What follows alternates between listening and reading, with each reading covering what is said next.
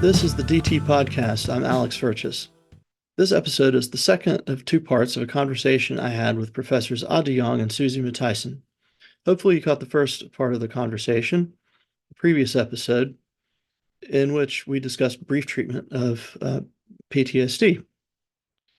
Their work is based on the concept of EMDR 2.0, including their incredibly successful inpatient and now increasingly outpatient facility, PSYTREC. Now, in this part of the conversation, I took things completely off script. Now, if you've followed this program, you may remember that in an early episode, Dr. Phil Manfield, originator of the Flash technique, made the pretty astounding claim that EMDR 2.0 is Flash. I presented that idea here. We discussed it, and I know you're going to enjoy it. We did. But if you don't mind, I'd like to transition to something that has to do with Dr. Manfield, which I didn't expect to come up necessarily. But if you don't mind, this is very cool because something neat happened in his interview that also happened in the Sonder interview, and I kind of didn't make as in America we say, like, I didn't make the bread and I didn't make the peanut butter, but you get them both together and you have a peanut butter sandwich, right? So anyway, what Dr. Manfield was saying is he was saying, well, Odd says, okay, this guy is dancing around and he says he's got the memory in mind and he's making it really disturbing. Well, I just can't believe that guy dancing around actually has the memory in mind. And so I started thinking about, okay, all right. So what he's saying is that EMDR 2.0 is Flash. But then I was thinking about my own use of EMDR 2.0, and I thought, what if the positive engaging focus is just a really low-level working memory taxation task, and you're fractionating the memory so much that you're making it work. So I started juggling stuffed penguins. I can juggle and doing Flash. And what I found is that when you just let it go, you don't even need to say Flash. If you work the working memory enough, it reprocesses automatically. Yeah. Well, in 2.0, we try to keep the memory activated by, for example, giving people cues. So we would let them spell. If we ask the patient, hey, do you still have the memory? And they say, no, I cannot hold on to it because I have to do so many things at the same time. Then we try to help them to stay in the memory. So we really try to make use of the idea. So if this is the working memory, the whole image that you see me in, activation, desensitization, and we try to really make it a competition between the two. So that is also, of course, what we found, and also in other research that was found, the memory needs to be in mind for the working memory taxation to be effective to the memory.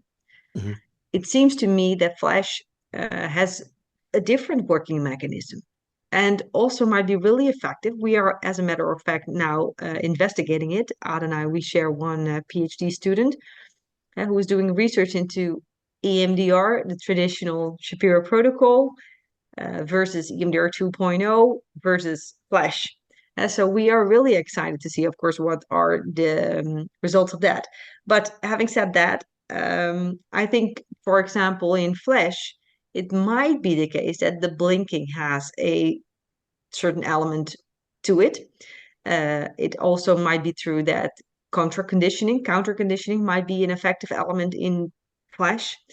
But what also can be true is, and it's not really totally the same, is you have this subliminal exposure that you have, because there needs to be a connection between the memory and the Flash task that you do, because if there is no connection, then nobody could have had PTSD anyways, because everybody does something nice or something fun in their life anyway. So if there was no connection to be made between the trauma memory and the nice thing, the PEF, the positive engaging focus, then nobody can have PTSD because everybody is doing PFs at one point in their life. So you see that we shortly activate the traumatic memory, and then we say, oh, you don't have to think about it anymore. Just leave it there. Just don't think about it. And like, you know, this expression, don't think about this pink elephant, and then you think about a pink elephant. There might be during the PEF, if you bring it up, there might be some like subliminal exposure at the same time going on. And so I think there are three mechanisms possibly at play in Flash, but yeah, we have to investigate, of course, more properly. Yeah. So here's the odd thing that came up. The so Sander and I on this program were speaking about WeMind, obviously, Yeah, and sure. I'll get to that, but in terms of because by the time this is posted, I probably will have published or posted another thing where I use Flash with WeMind. Yeah. So on this podcast, the AI client that's in development, right? Yeah, it's really So, nice, huh? Sandra came up with that on this podcast and helped we brainstormed it. And we both got really excited about it, and the interview got completely off topic and all about the AI client. Yeah. No, So I talked about that with him also. Really, really good that they are developing it. so I'm involved in like the beta testing as are like hundreds of people at this point, but I found the AI client can do Flash. Like it's really Huh. weird, right? Like that is really strange. Like it's been trained only with EMDR sessions, right? It's machine learning. It's like AI. Yeah. It uses open AI, but I just decided to do Flash with it. The AI even had in parentheses, I'm blinking 3 times, right? Like it blew my mind. The sun went down, not as fast as with EMDR, but that's like that was like a ghost appearing in the room. It's like it blew my mind. And so Yeah. it got me started thinking. I'm just wondering if that speaks to that maybe they do have the same operating system. I don't know. Like you said, more research is needed. But my idea was that perhaps the flashing eye movement or the blink blink blink makes Flash go a little bit faster than if you don't do that, right? If you work the working memory enough, I found that it works without the blinking, right? So if you use WeMind, you just run WeMind after they bring it up and then put it aside. Yeah, but Right. in the WeMind app, we try to combine, of course, exposure and the in the EMDR. So we do really actively do that activation component. In the WeMind app, you can also upload certain pictures or sounds, and you can also, of course, ask somebody to take a certain posture or use some words or whatever to activate the trauma memory. And that's not what you do with Flash. It's that's different. Hmm. It might be true that it has the same working mechanism, but I cannot see Who knows? how at this point, because you really operate something differently. Hmm. So what happens is you just if you run WeMind Hmm.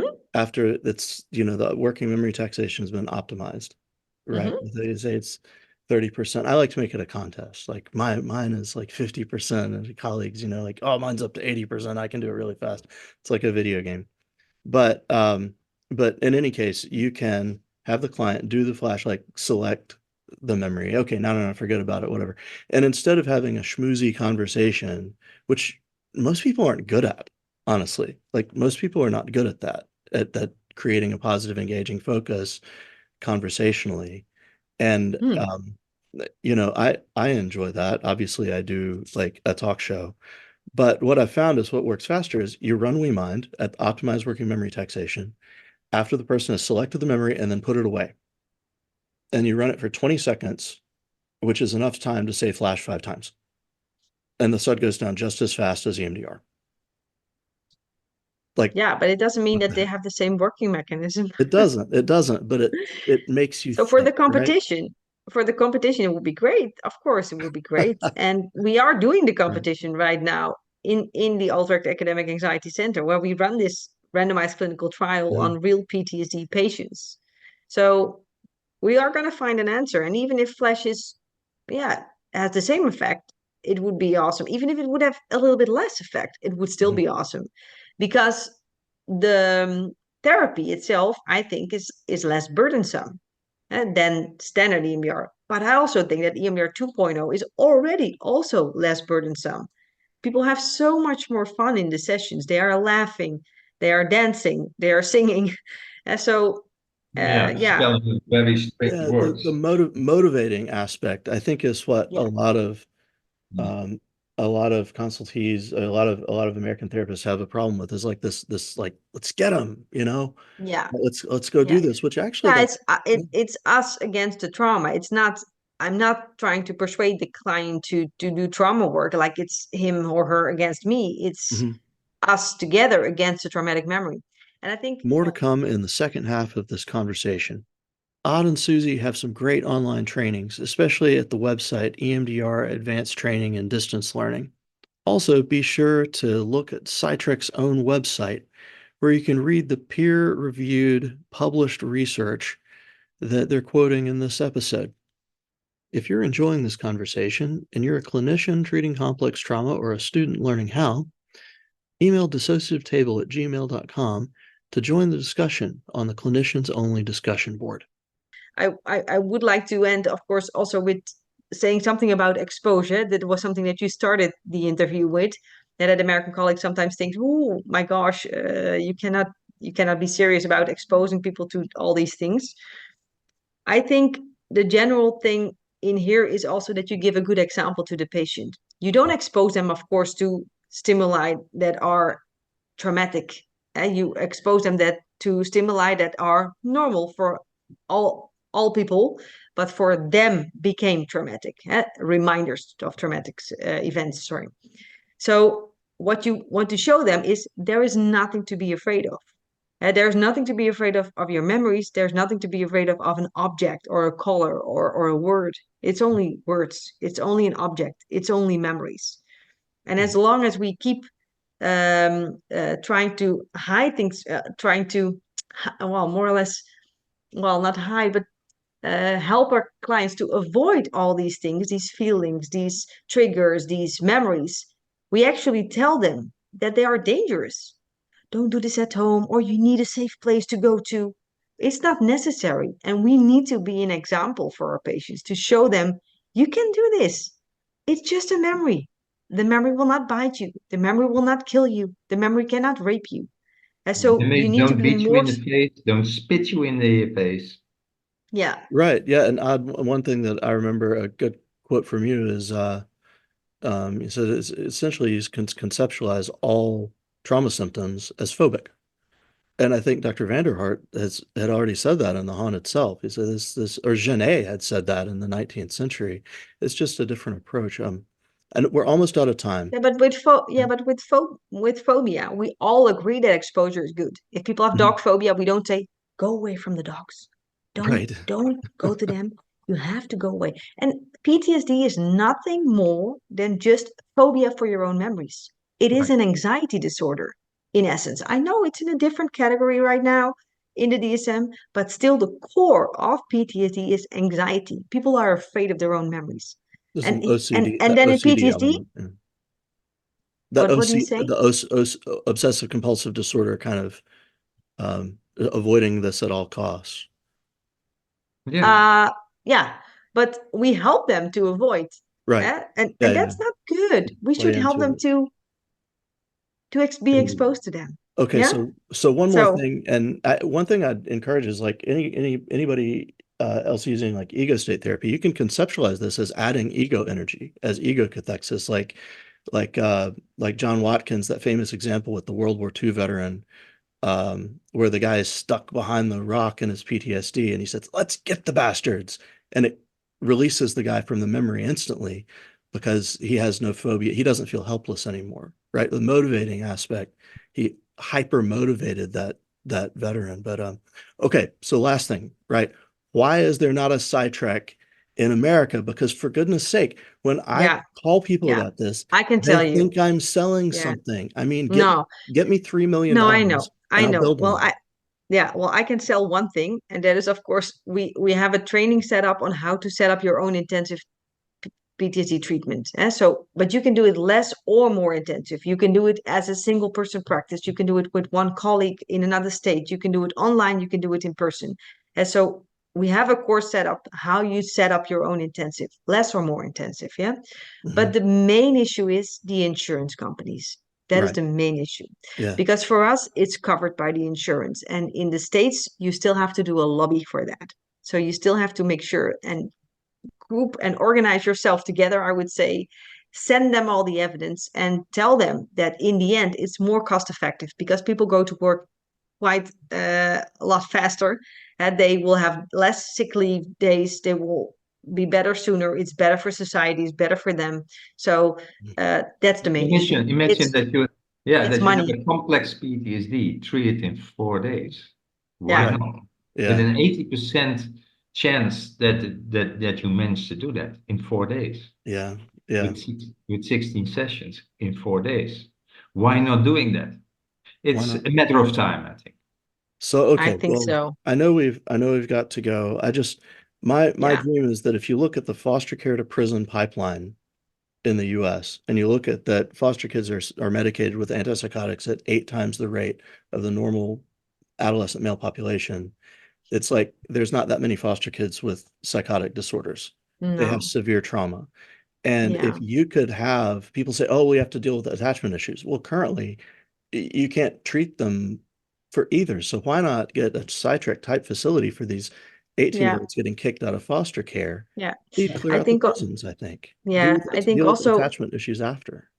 yeah, well, attachment issues come from traumatic Mhm. memories, and I'm not only talking about A criteria PTSD memories. And so we also know that EMDR works very well also on non-A criteria traumas. At least there was a study done on personality disorders, and it used EMDR 2.0, and you see tremendous effects on the personality disorder issues. Yeah. So we know also that other traumatic memories like neglect, being bullied, being gaslighted, and Mhm. not being seen, not being heard, not taking care of what your emotional needs were. You can also treat those memories, and also A criteria memories. Of course, you can Mentioned treat them. Shapiro said small T traumas, but it Yeah. seems that people forget. Yeah. It's So so easy. I think the future is there, and then the attachment issues can also be resolved more easily because there is now not so much. It's not being fed anymore from historical traumas because those are dissolved in a sense that they do not emotionally harm you anymore. Mhm. If you understand what I mean. Right, sure. I think it's more about Okay. the things that people haven't learned. You can't EMDR appropriate relationship skills into someone. You do have to No, teach that, but it becomes no, possible. that is true, but that's a next step. But Right. Yeah. first, if people have attachment issues, it's not because they lack well, social skills. It's because they are traumatized, because they think you are a bad person, you're going to take advantage of me, or I cannot trust you because whatever. So those memories that made sure that these cognitions started to exist, they need to be treated first. Right. And that's AAP model. AIP, yeah. Yeah. It's AAP. All right. Well, I know you guys, your time is very precious. I really appreciate you coming on the program. I really hope we can do it again because I have like 2 pages, 3 pages of stuff, and I just like to let it flow. And we covered like 10% of that, but that was Oh my just a goodness. wonderful conversation, guys. Thank Yes. you so much. It's highly Thank motivating, you. right? You know, the motivation, activation, and desensitization stuff. I tell you, Wonderful. it's You're it's really welcome. great to meet you in person. Yeah. You're Yeah. Very welcome. nice. Very nice. And yeah, Okay. keep us updated and Hitting. yeah. Thanks for listening. I'm really glad I decided to throw the notes out the window on this part of the conversation and move in this direction. And as a result of this, I decided to do the little set of trials I've been publishing as the Adventures in Synergy episodes, where I'm trying to see how far you can take optimizing working memory taxation with the WeMind AI-driven software to do Flash. And the results have been kind of the what the heck variety. Odd saw the first one. It said he'd have to do some serious thinking about that. So I hope we can speak about it. And I hope Odd and Suzy can come back on the program again. It's been great. And I'd like to thank them for their research, their teaching, their trainings, and their willingness to question everything and discuss anything. That's really rare, to hold strong opinions and be willing to talk about it with other people in our profession, unfortunately. So that's what the show is all about. So get on the discussion board and do the same thing and check out those episodes, Adventures in Synergy. As always, our intro and outro music is provided by the band Crack Machine, who's generously donated the rights to their music in support of increased global access to effective trauma therapy. Until next time.